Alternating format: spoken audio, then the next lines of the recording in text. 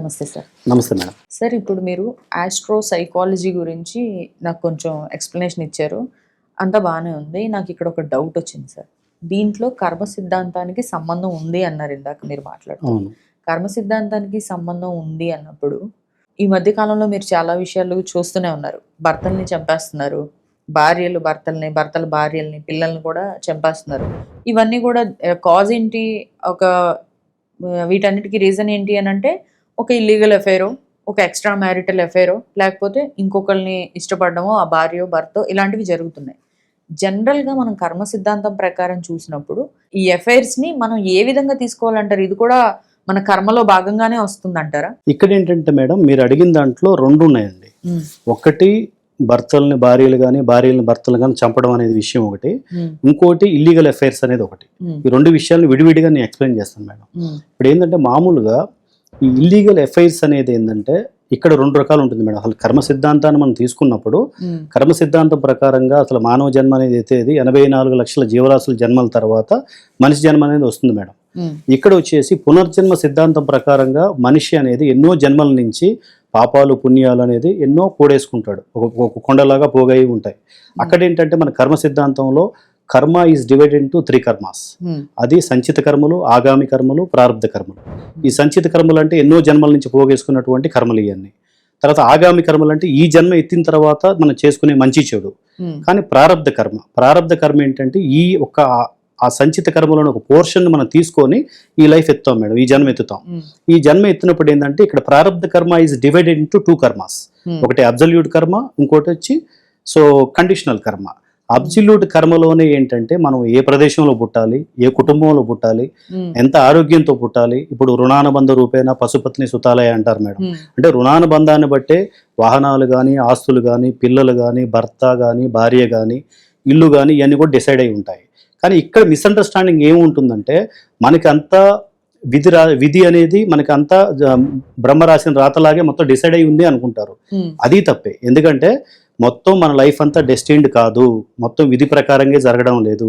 విధి ప్రకారంగా కొన్ని ముఖ్యమైన ఈవెంట్స్ జరిగితే మిగతాదంతా మన చేతిలో ఉంది. ఇప్పుడు మీరు అడిగిన క్వశ్చన్కి వస్తాం మేడం. సో మనం ఇప్పుడు ఏదైనా ఒక విషయాన్ని మనం మార్చుకోవచ్చు మేడం. ఎందుకంటే మనం చేసుకునేది ఇప్పుడు ఏంటంటే మీరు అడిగిన క్వశ్చన్ ఇందాక ఏమన్నారు, ఇల్లీగల్ అఫైర్స్ పెట్టుకుంటున్నారు కొంతమంది, ఈ విధంగా ఉంటున్నారని. ఇక్కడ ఏంటంటే మన ప్రమేయం లేకుండా ఏదో టక్కన కలవడం, ఒక కనెక్షన్ అనుకోకుండా ఏర్పడటం. అంటే మనకేమనిపిస్తుందంటే అరే ఏంటిది, మనకి ఇట్లనే మన మనసు, మనం ఆల్రెడీ ఒక దుక్కున మనం లాక్ అయి ఉన్నాం, అయినా సరే మన మనసు ఎందుకు అనిపిస్తూ ఉంది ఇట్లా అని చెప్పేసి దాంట్లో కొట్టుమిట్టాడుతూ లాస్ట్కి వాళ్ళు అట్లా కనెక్ట్ అవుతారు. అది వాళ్ళ ఇంట్రెస్ట్ లేకపోయినా లేదా పరిస్థితుల ప్రభావం ఏదో రకంగా వాళ్ళు కనెక్ట్ అవుతారు. అక్కడ వచ్చేసి అది రుణానుబంధాన్ని బట్టి వాళ్ళు కలుసుకునే విధానం ఉంటుంది మేడం. రెండు ఉంటాయి. తర్వాత కొంతమంది ఫ్రీ విల్ కావాలని చేసి, కావాలని ఇప్పుడు భర్త ఉండంగా భార్య కానీ, భార్య ఉండంగా భర్త కానీ కావాలని ఇల్లీగల్ అఫైర్స్ చేసుకొని చేసేది వాళ్ళ సొంత తప్పిదమే. ఎందుకంటే మన లైఫ్ అంతా డిసైడ్ కాదు. లైఫ్ లో అంటే కొంతమంది డబ్బు కోసమో లేకపోతే ఏదైనా ఒక ఎక్స్పెక్టేషన్స్ తో దగ్గర అయ్యి ఇప్పుడు ఒక ఒత్తిడికో లేకపోతే ఒక ఇబ్బందికో, ఒక డబ్బుకో, లేకపోతే ఇంకేదో విషయానికో, కానీ అన్ఎక్స్పెక్టెడ్ గా కొంతమంది అనుకోని విధంగా వాళ్ళ ఇంట్రెస్ట్ లేకపోయినా సరే కొన్ని పరిస్థితుల్లో వెళ్తారు, వాళ్ళ ప్రమేయం లేకుండా. అది మాత్రం రుణానుబంధాన్ని బట్టి అది జరుగుతుంటుంది మేడం. కానీ కొంతమంది కావాలని ఏదో వాళ్ళకి ముందే తెలిసి కూడా వాళ్ళు చేసే వాళ్ళు మాత్రం అది సొంత తప్పిదమే, ఫ్రీ విల్ అది.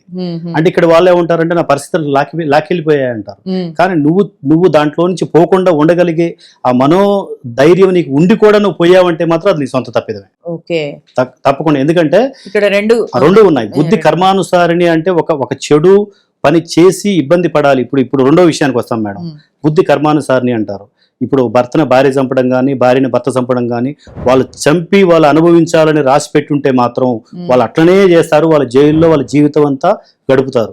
వాళ్ళ జీవితం అనేది సర్వనాశనం అయిపోతుంది. ఎందుకంటే వాళ్ళకి అట్లా రాసి పెట్టి ఉంది. లేకపోతే అలాంటి ఆలోచనలు అట్లా రావు.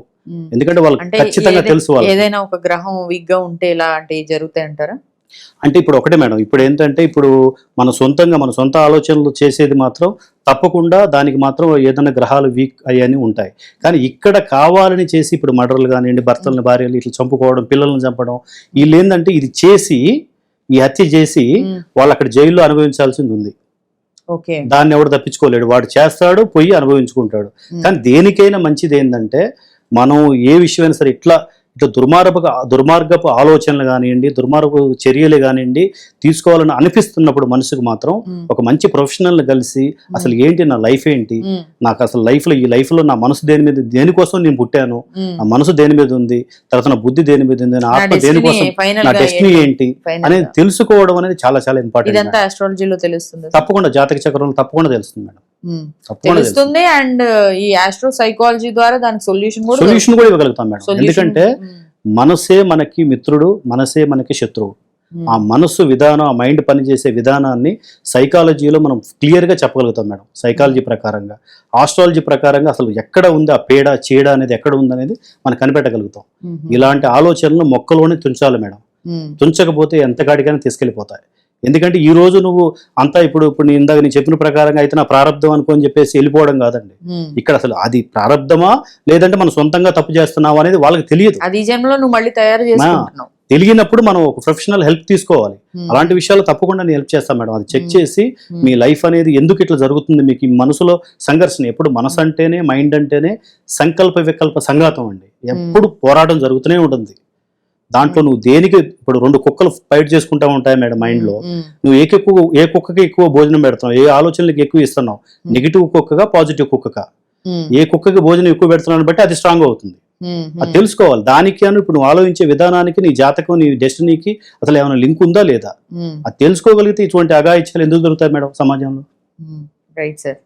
సో ఎవరైనా ఇలాంటి ఒక సందిగ్ధంలో ఉంటే గనక తప్పకుండా మీరు తొందరపాటుతో ఏ చర్యలు తీసుకోకుండా ముందుగానే ఒక్కసారి నిదానించి ఆలోచించి అసలు మన లైఫ్లో ఏముంది, మన డెస్టినీ ఏంటి, నెక్స్ట్ మనం ఏంటి అన్నది తెలుసుకోవాలి అని అంటే ఖచ్చితంగా ఒక మంచి మనకు ఒక గైడెన్స్ ఇవ్వగలిగే ఒక వ్యక్తి దగ్గరికి అయితే మనం ఖచ్చితంగా వెళ్ళాల్సి ఉంటుంది. అది పర్ఫెక్ట్గా నాకు మీరేని అనిపిస్తుంది. సో ఎవరైనా ఇలాంటి సమస్యలు ఉంటే సార్కి డైరెక్ట్గా కనెక్ట్ అవ్వచ్చు. స్క్రీన్ మీద స్క్రోల్ అవుతున్న నెంబర్కి కాల్ చేసి ఆయన సలహాలు సూచనలు తీసుకొని లైఫ్ని మరింత అద్భుతంగా మార్చుకోవచ్చు. Thank you so much.